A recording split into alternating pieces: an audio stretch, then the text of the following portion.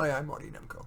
In Ruth Rendell's novel, Kissing the Gunner's Daughter, an off-duty policeman had just taken his teenage son's authentic-looking toy gun, a revolver, from him and put it in the cop's pocket. The cop put it in his pocket.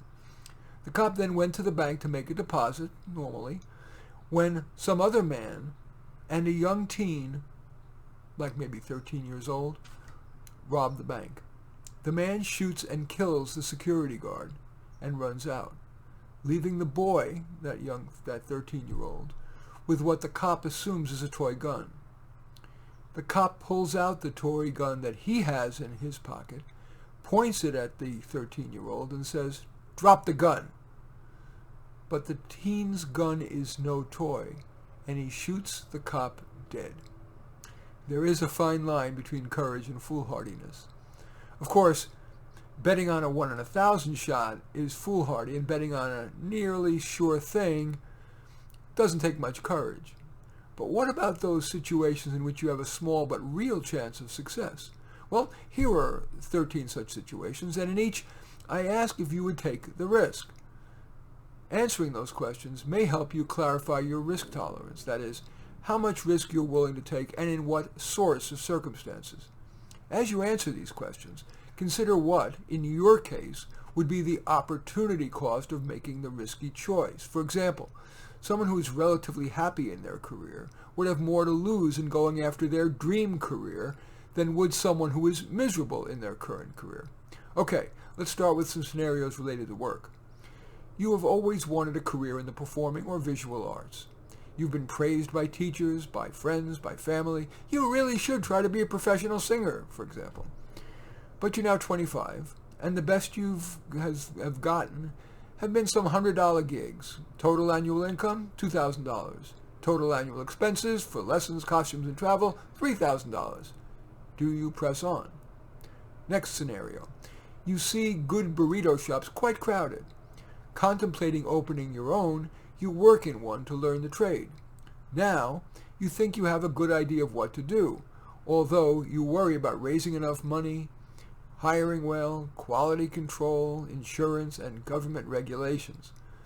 The other alternative you're considering is a low-risk one, getting a job in accounting. Which do you choose?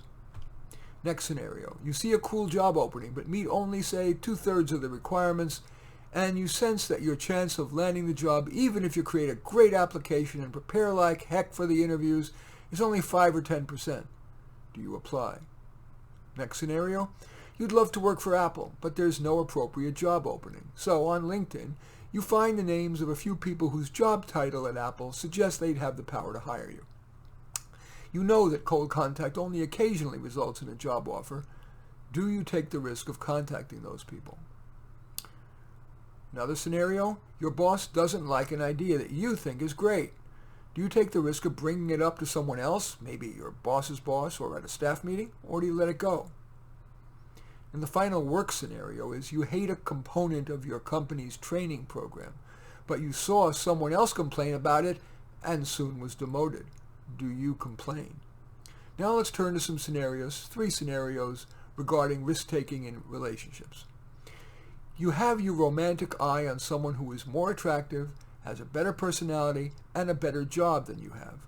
Do you ask the person out for coffee? Next scenario.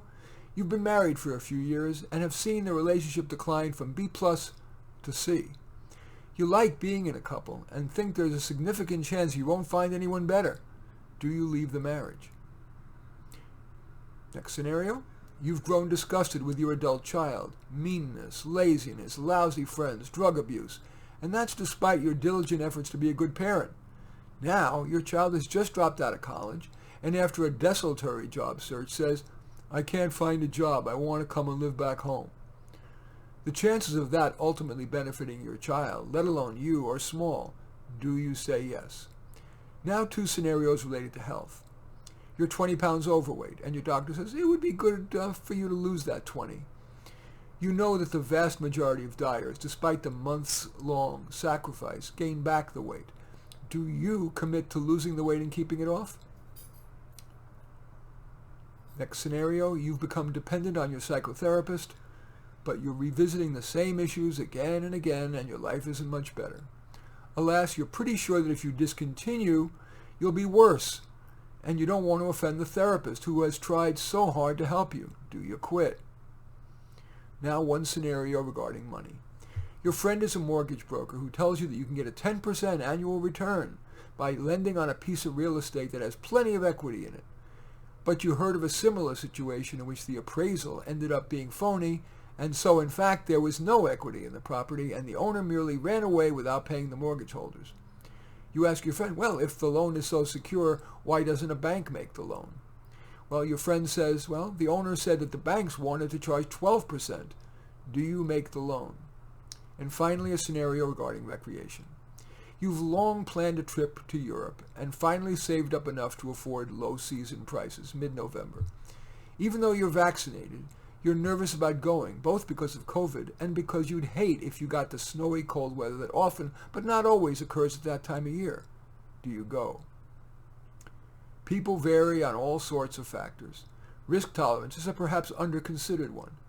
Have your answers to these self-inventorying questions clarified anything about your risk tolerance? And as a result, is there anything you would like to do differently?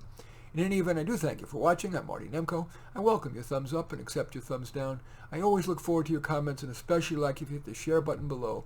Share on your social media so that my efforts can have broader impact.